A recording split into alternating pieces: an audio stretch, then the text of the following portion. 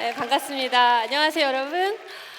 저는 대화 훈련을 안내하고 또 글 쓰는 걸 좋아하는 리플러스 인간연구소 박재현 소장입니다. 이 주제가 길기도 하죠. 제 제목이 힘이 약한 사람한테 건강한 방식으로 힘을 행사하는 말하는 것에 관련된 거예요.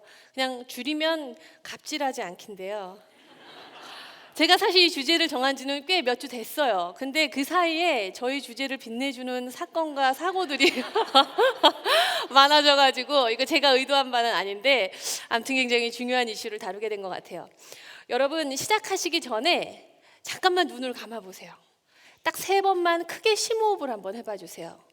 숨을 천천히 마시고 뱉고, 천천히 마시고 숨을 뱉고, 눈을 감은 상태에서 마음속에 한 사람을 떠올리실 건데요. 누구를 떠올리실 거냐면 여러분 삶에서 필요한 사람 혹은 소중한 사람, 여러분과 관계를 맺고 있는 사람 중에 여러분보다 신체적으로 힘이 약하거나, 아니면 여러분보다 정서적으로 힘이 약하거나, 아니면 여러분 사회적 관계 속에서 여러분보다 어떤 역할이나 권위가 약하거나 하는 그 한 사람을 여러분 한번 떠올려 봐 주세요.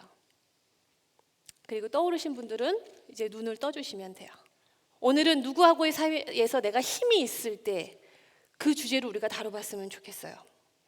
여러분, 저는 가끔 우리 사회 현상에서 지금 일어나고 있는 이런 논란되는 이런 이슈들을 볼 때 그 문제가 어떤 특권층만의 문제라고 생각하지는 않아요.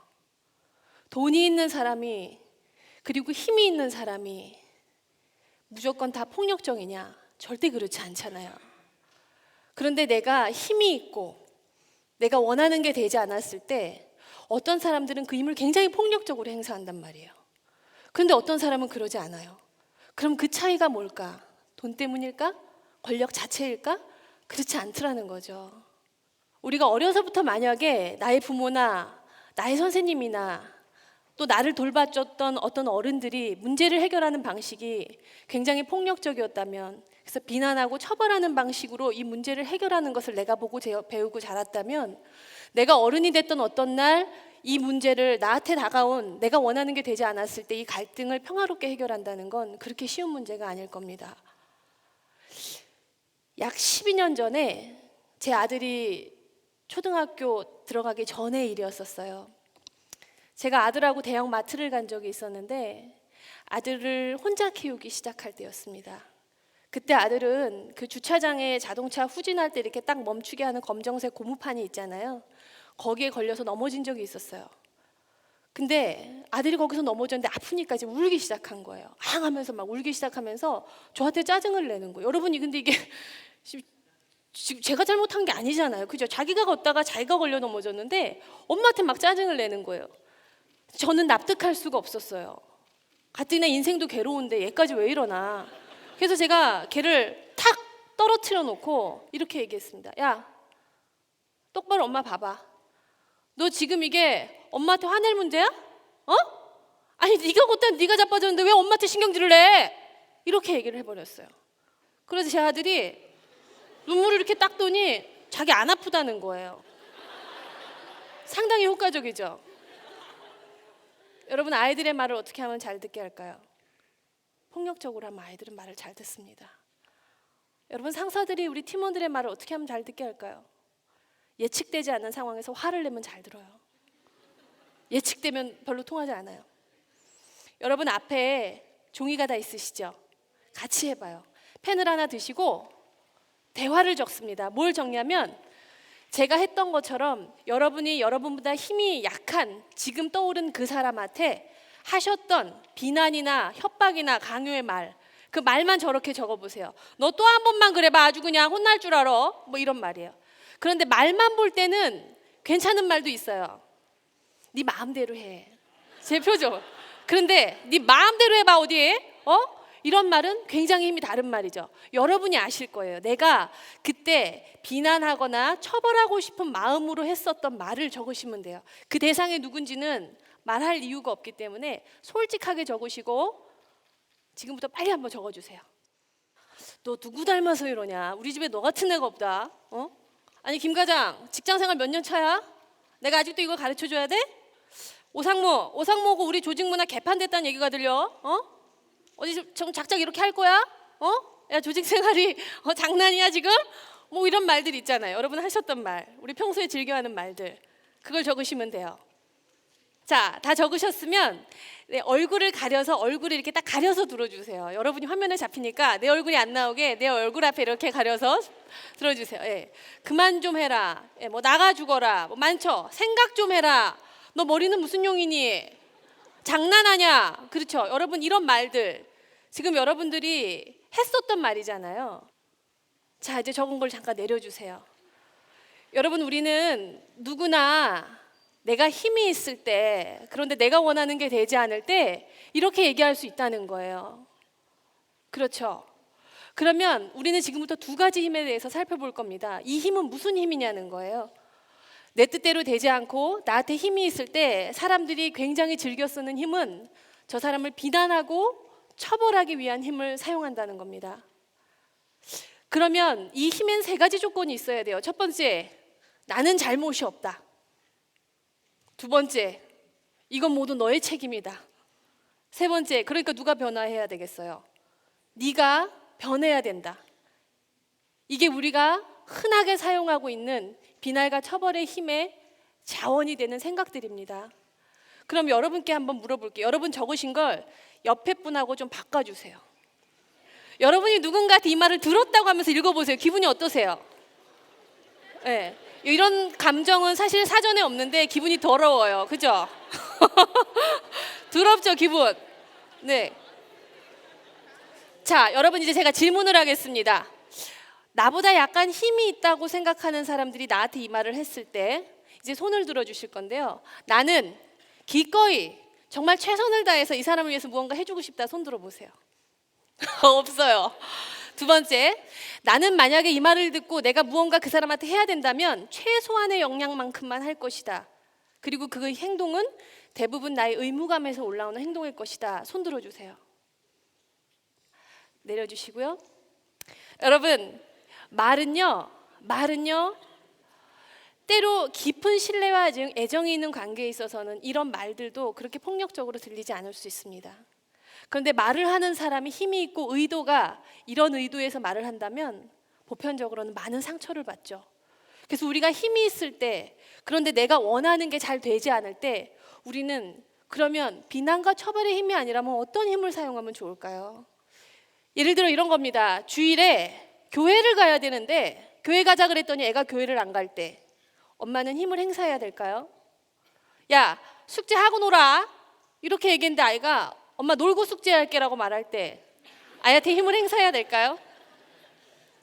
내가 보고서를 2시까지 갖고 오라 그랬는데 그 사람이 가지고 오지 않아서 내가 상사한테 깨졌다면 힘을 행사해야 될까요?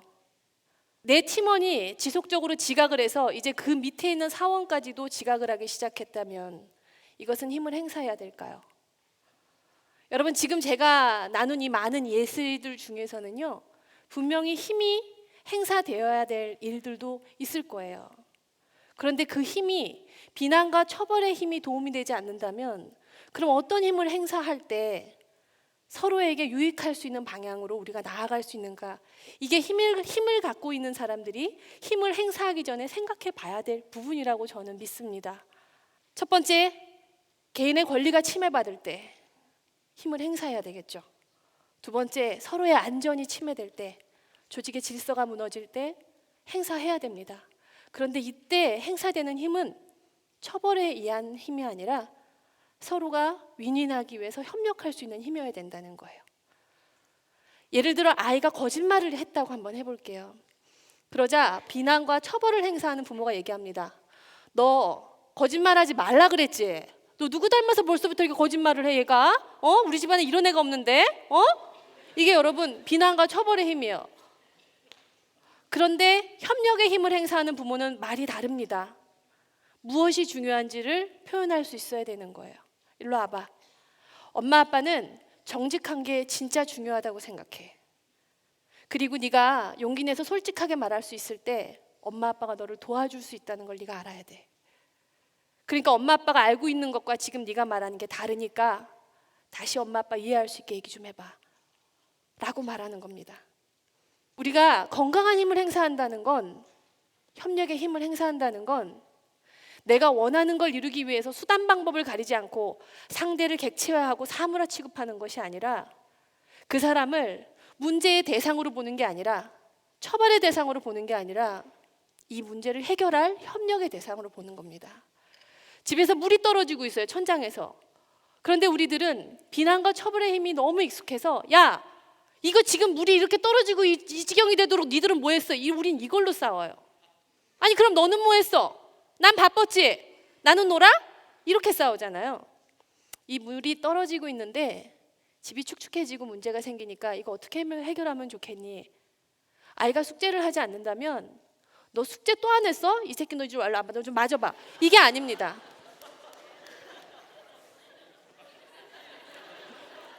이게 아니라 숙제를 해가는 건 중요한 거야. 왜냐면 네가 무언가를 배우고 시기적절하게 뭔가를 학습할 수 있으니까. 어떻게 하면 숙제를 잘할 수 있는지, 혹은 네가 왜 숙제하기가 힘든지 이제 얘기를 해봐. 우리가 그 방법을 찾아야 되겠다.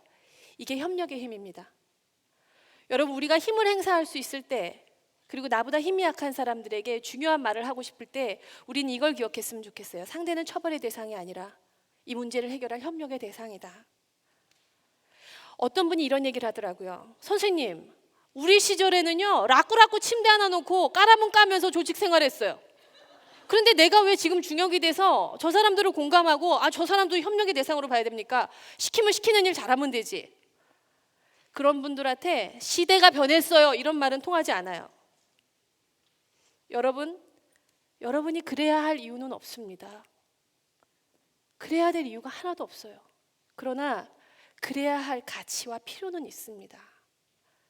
만약에 여러분이 누군가로부터 짓밟혔고 억압당했고 혹은 학대받아서 내가 누군가를 보호하면서 협력할 힘을 학습해 본 적이 없다면, 경험해 본 적이 없다면 우리는 배워야 됩니다. 왜냐하면 그 사람을 위해서가 아니라 내가 하나의 세상을 살아가는 소중한 존재로서 인간답게 살기 위해서 우리는 배워야 됩니다. 내가 누군가를 돌보고 그 사람을 위해서 이 행동을 하는 것이 아니라 내가 이 세상에 인간답게 살기 위해서 우리가 그걸 배워야 되는 거죠. 힘이라는 것은 약자를 돌보고 나를 지키기 위해서 우리한테 힘이 주어지는 거라고 믿어요. 저 역시도 제 삶에서 나름대로 힘든 일들을 겪고, 왜 사람들이 이렇게 폭력적일까? 좋게 말할 수 있는 것을 왜 저렇게 표현할까? 어린 시절 동안 그게 제 인생의 가장 큰 궁금함이 될 만큼 힘든 시절을 보냈습니다. 그런데 제가 어떤 위로를 드리는 것보다 도스토옙스키라는 러시아의 대문호이자 인생을 정말 고통 속에서 살았던 그 사람이 했었던 명언을 하나 드리고 싶어요. 내가 세상을 살면서 두려운 것이 하나 있다면 나의 고통이 쓸모없는 것이 되는 것이다.